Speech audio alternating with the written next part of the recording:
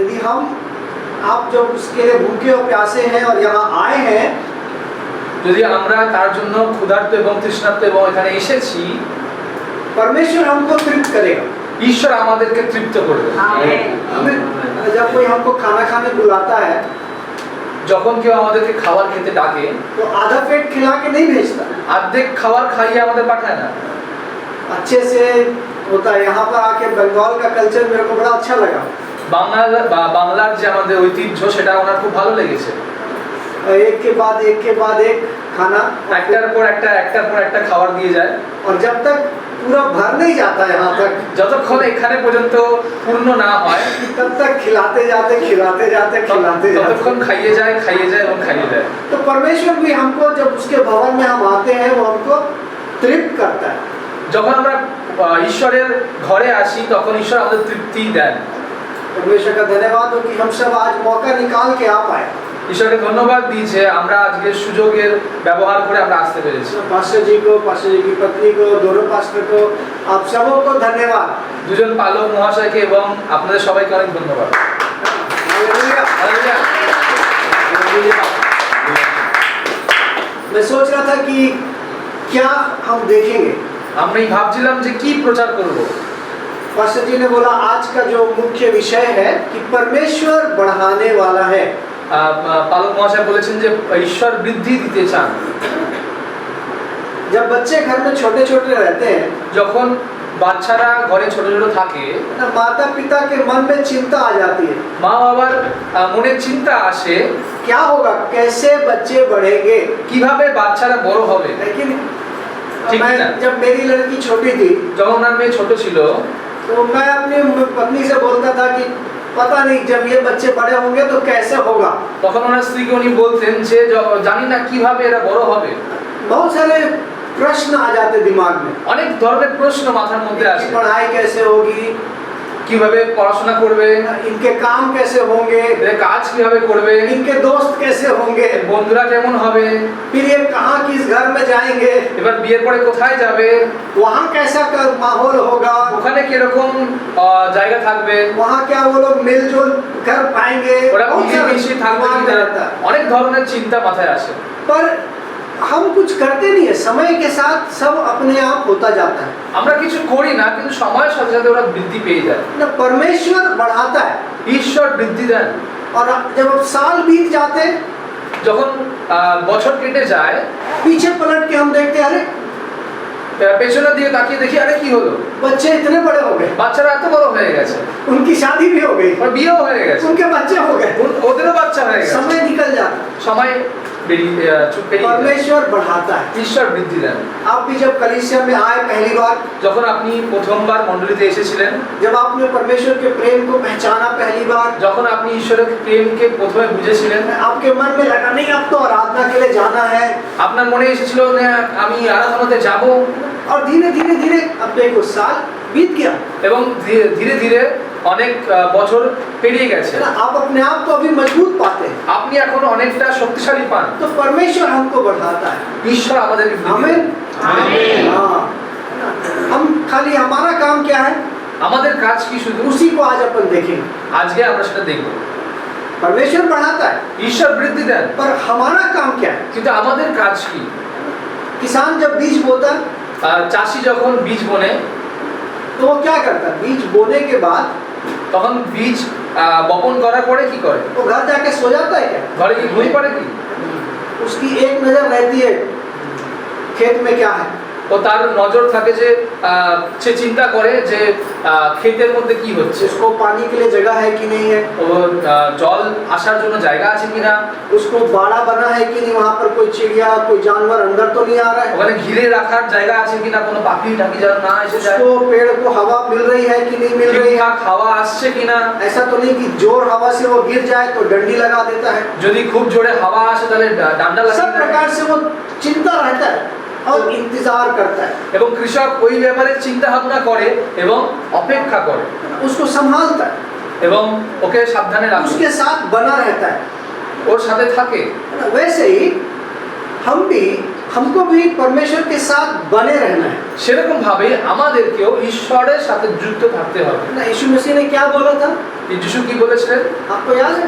यदि दाखलता डाली में बनी रहेगी तो क्या करेगी, মনে फल আছে लाएगी। যে যিশু কি বলেছিলেন যে দ্রাক্ষা লতা শাখার সাথে যদি যুক্ত থাকে তাহলেই ফল আসবে, है कि नहीं?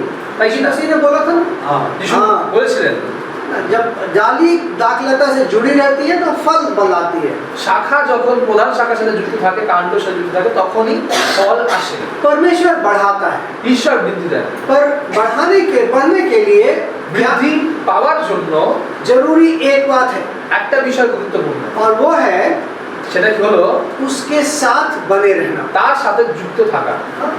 अगर हम उसके साथ बने रहेंगे যদি আমরা তার সাথে যুক্ত থাকি तो फिर कोई चिंता करने की जरूरत नहीं है। আমাদের কোনো চিন্তা করার দরকার নেই। अपने आप वो बीज अंदर जाता है, সেই বীজটা নিজে নিজেই ভেতরে যায়, अपने आप वो अंकुरित होता है। নিজে নিজেই অঙ্কুরোদ্গম হয়। किसान जाके उसको देखता नहीं है कितना हुआ, সেই কৃষক গিয়ে দেখে না যে কতটা অঙ্কুরোদ तो उसको হলো। मालूम है थोड़ा टाइम लेगा पर होएगा।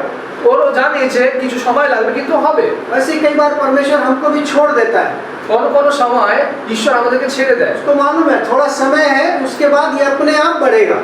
ঈশ্বর জানেন যে কিছু সময় পরে নিজে নিজে এটা বৃদ্ধি পাবে। बीज बीज बीज है ना, बीज छोटा होता है, বীজ অনেক ছোট হয় वैसे ही मतलब उसके अंदर में एक ताकत होती है কিন্তু ওর ভেতরে শক্তি থাকে। है ना। उसके अंदर में इतनी ताकत होती है कि वो अंदर अपने आप टूटता है, ওর ভেতরে এত শক্তি থাকে যে ও নিজে নিজে ভেতরে ভেঙে যায়, फिर अंदर से उसमें हरा हरा निकलता है, তারপরে ওর মধ্যে থেকে সবুজ সবুজ বেরিয়ে আসে। धीरे से वो बाहर आता है, ऊपर हरा তারপরে हरा, আস্তে আস্তে বেরিয়ে আসে, अंदर नीचे एक जड़ निकलती है, ভেতরে মূল যায় एक नया पौधा बन जाता है। এবং नतून গাছ বের হয়। वैसे ही हमारा जीवन भी है। ওরকম ভাবে আমাদের জীবন। हमारा समय लगता है, आसपास के दबाव, आसपास के वातावरण के कारण अंदर से एक नया जीवन आता है। এবং আশেপাশের যে চাপ প্রভাব তারপর পরেও কিন্তু আস্তে আস্তে একটা জীবন বেরিয়ে আসে। पर जरूरी है कि हम उस जगह पे बने रहें। এবং দরকারি বিষয়টা যে আমরা ওখানে যেন যুক্ত থাকি ওই জায়গায়। आज उसी बात को हम देखेंगे। আজকে আমরা সেই বিষয়টাই দেখব। परमेश्वर बढ़ाएगा, इसकी चिंता नहीं करिए कि क्या होगा, कैसे होगा, मैं कैसा विश्वासी बनूंगा, या मैं कैसा बच्चा बनूंगा, या मैं कैसा परमेश्वर का बच्चा बनूंगा। এরকम আমরা চিন্তা করবো না যে আমি কিভাবে ঈশ্বরের সন্তান হব, ভালো করে বড় করে কিভাবে খুব চিন্তা করি আমরা, কিন্তু এটা নয়, কিন্তু ঈশ্বর বৃদ্ধি দেবে। कि क्या मैं कभी पास्टर जी के जैसे गाना गा पाऊंगा, या पास्टर जी के जैसे कभी मैं गिटार या प्रचार कर पाऊंगा। আমি কি কখনো পাঁচটার মতন গিটার বাজাতে পারবো বা গান করতে পারবো বা প্রচার করতে পারবো? या बहुत सी बातें हम सोचते हैं, অনেকগুলো বিষয় আমরা চিন্তা করি, पर परमेश्वर जानता है कि हमको कैसे बनाना है, কিন্তু ঈশ্বর জানেন যে কিভাবে আমাদেরকে তৈরি করতে হবে। और उसके लिए एक काम जरूरी है, কিন্তু তার জন্য একটা কাজ জরুরি, वो है उसके साथ साथ चलना। তাই জন্য তার সঙ্গে সঙ্গে চলাটা দরকার। दो दोस्त, দুজন বন্ধু, हम सबके बंधु हैं कि नहीं? আমাদের সবার বন্ধু আছে তাই তো? सबके, कभी उम्र बड़ी होती है, कभी छोटी उम्र होती है, कभी छोटी उम्र के बड़े बंधु भी होते हैं। কেউ আমাদের বড় বন্ধু, কেউ ছোট বন্ধু, এবং কারো ছোট বড় বন্ধু অনেক বয়সের ফারাক থাকে। कभी ना कभी किसी को आप सोचते हैं कि कोई तो ऐसा हो जिसको मैं बोलूँ, हेलो हाँ, ये है ऐसा कुछ। কখনো কখনো মনে হয় না যে আমরা হ্যাঁ ফোন করে বলে দিই যে বন্ধুটার কি হয়েছে না হয়েছে। जो दोस्ती है যে বন্ধুত্বটা वो चलती कैसे है? সেটা চলে কিভাবে? उसके लिए दोनों को निभाना पड़ता है। এবং তার জন্য দুজনকেই সেটা আপ্যায়ন করতে হবে। मान लीजिए मैं और पास्टर जी दोस्त, মানুন কি আমি এবং উনি বন্ধু, अब पास्टर जी बार बार मेरे को फोन करें, এবং উনি আমাকে বারবার হয়তো ফোন করছে, और मैं उसका जवाब बस एक बार दिया, उसके बाद नहीं दिया। শুধু একবার ফোনের উত্তর দিয়েছি, তারপর আর দিইনি। फिर कुछ दिन बाद उनका फोन आया कि पास्टर नील आप कैसे हो? তারপরে কিছুদিন পরে ফোন আসলো যে পাস্টার নীল আপনি কেমন আছেন? हाँ ठीक है अच्छा है। হ্যাঁ, উনি বললেন হ্যাঁ ঠিক আছে ভালো उसके আছে। बाद फिर मैं कोई फोन नहीं किया। তারপরে আর কোনো ফোন করিনি। फिर कुछ दिन बाद फिर उन्हीं ने फोन किया, আবার কিছুদিন পরে আবার ওনার ফোন আসলো। तो बार बार वही फोन कर रहे हैं, बार बार वही पूछ रहे हैं, बार बार वही आके मेरे को देख रहे हैं, मैं कुछ नहीं कर रहा। বারবার উনি জিজ্ঞাসা করছেন, উনি কথা বলছেন, উনি ফোন করছেন, কিন্তু উনি কিছু ऐसे में दोस्ती बनती है क्या? এরকম ভাবে কি বন্ধুত্ব তৈরি হয়? नहीं। दोस्ती दोनों तरफ से होती है। বন্ধুত্ব দুদিক দিয়ে হয়। हम भी पूछते हैं, वो भी पूछते हैं। আমিও জিজ্ঞেস করি, উনিও জিজ্ঞেস हम করেন। भी थोड़ा झुकते हैं, वो भी थोड़ा झुकते हैं। আমিও থোড়া নিচু হই, উনিও নিচু হন। दोस्ती में कभी कभी ऊंच नीच होती है ना। বন্ধুত্বের মধ্যে কখনো উঁচু নিচু থাকে, তাই না? एक कहानी बताता हूँ। একটা গল্প বলি। दो लड़कियां थी, দুটো মেয়ে ছিল, दोनों बहुत अच्छे दोस्त थे। খুব ভালো বন্ধু ছিল। और इतने अच्छे दोस्त थे कि दोनों साथ साथ जाते थे, साथ साथ उठते बैठते, पढ़ते लिखते, सब कुछ साथ था। এত ভালো বন্ধু যে তারা একসাথে ঘুমোতো, একসাথে উঠতো, একসাথে পড়াশোনা করতো, সমস্ত কিছু। एक दूसरे को समझते थे। তারা একে অপরকে বুঝতে পারতো। एक दिन क्या हुआ, একদিন কি হলো, दोनों के बीच में कुछ झंझट हो गया। দুজনের মধ্যে খুব ঝামেলা হলো। तो एक लड़की ने दूसरी लड़की को जोर से चाटा मारा। একজন মেয়ে আর মেয়েকে খুব জোরে থাপ্পড় মারলো। तो जिसको मारा, যাকে মারলো, अचानक से उसको लगा, হঠাৎ করে সে ভাবলো, उसने कुछ नहीं बोला, ও কিছু বললো না, उसको खाली उसको देख के, अपने दोस्त को देख के उसने मुस्कुराया, শুধু তার বন্ধুকে দেখে খালি হাসলো, मुस्कुरा के चली गई। হেসে চলে গেল। बस এইটুকুই, पलट के जवाब नहीं दिया। আর উত্তর দেয়নি। वो रात সেই রাতে जिसने मारा, যে মারলো, उस दोस्त को नींद नहीं आई। ওই বন্ধুর কোনো ঘুমই আসেনি। ये मेरी सबसे प्यारी दोस्त, আমার সবথেকে প্রিয় বন্ধু, और लड़ाई हो गई, ঝগড়াও হলো, मैंने मार भी दिया, আমি মেরেও দিলাম, उसने कुछ नहीं बोला। কিন্তু ও কিছু বললো না। रात भर वो नहीं सोई। সারা রাত ঘুমোতে পারলো না। सुबह जैसे ही हुआ, যখনই সকাল হলো, वो तैयार होके जल्दी अपने दोस्त के घर गई। खट खट সে खट खट। সকাল হতেই সে তার বাড়িতে গিয়ে দরজায় গিয়ে নক করছে। जैसे वो दोस्त ने दरवाजा खोला, যেই মুহূর্তে সে দরজা খুললো, उसने बोला, मैं जानती थी तू आएगी। আমি জানতাম তুমি আসবে। बोले क्यों? কেন বললো? কেন कल मेरे को क्यों नहीं वापस मारा? তুমি আমাকে আবার আমাকে রিটার্নে মারোনি কেন? ঘুরে মারোনি কেন? यदि मैं मार देती যদি আমি মেরে দিতাম, तो आज तू नहीं आती। তাহলে তুমি আবার ফেরত আসতে না। तो कई बार झुकना पड़ता है। কখনো কখনো আমাকে নিচু হতে হয়। कई बार ऐसा नहीं कि वो मारा मैं भी मारूं, ऐसा वाला नहीं होता है। কখনো কখনো এরকম হয় না যে ও মারলো বলে আমি दोस्ती अलग अलग संभाल के चलना पड़ता है। মারবো। বন্ধুত্বের মধ্যে আমাদের এটা বুঝে শুনে চলতে হয়। परमेश्वर ঈশ্বর हमारे साथ আমাদের সঙ্গে उसी प्रकार का व्यवहार करता সেরকমই ব্যবহার করেন। है। वो हमसे वो चाहता है कि हम उसके साथ साथ चले। তিনি চান যে আমরা তার সঙ্গে সঙ্গে চলি। बाइबल में বাইবেলে जब शुरू में परमेश्वर ने आदम को बनाया, ঈশ্বর আদিতে যখন আদমকে বানিয়েছিল, आदम की पत्नी का नाम क्या था? আদমের স্ত্রীর নাম কি? उसके कितने बच्चे थे? তার কতগুলো সন্তান ছিল? हाँ, गुड, वेरी गुड, খুব ভালো, দুটো। है ना? तो उसके बाद दूसरे और भी लोग आते गए। তারপরে আরো অনেক লোক এসেছিল। तो जब वो लोग बढ़ते गए संसार में, যখন তারা বৃদ্ধি পেতে থাকলো জগতের মধ্যে, तो उनका काम क्या था? ওদের কাজ কি ছিল? खाली ये कि परमेश्वर के साथ साथ चलना। শুধু এটাই যে ঈশ্বরের সঙ্গে সঙ্গে চলা। साथ साथ चलने का मतलब क्या होता है? একসাথে চলার মানে কি? हाँ, सहभागिता, है ना? तो सहभागिता कैसे होती है? सहभागिता कैसे होती है? वो उधर जाएगा, मैं इधर जाऊंगा, ऐसे सहभागिता होती है? সহভাগিতা কিভাবে হয়? যে ওদিকে যাবে আমি এদিকে যাবো, এরকম ভাবে হবে? एक साथ मिले चलो, है ना? একসাথে হবে। अच्छा, दूसरी बात कि जो सहभागिता होती है जब हम एक दूसरे को खुश करके चलते हैं। যখন সহভাগিতা হবে তখন আমরা একে অপরকে খুশি করে চলি। हम दूसरे को उदास नहीं करते।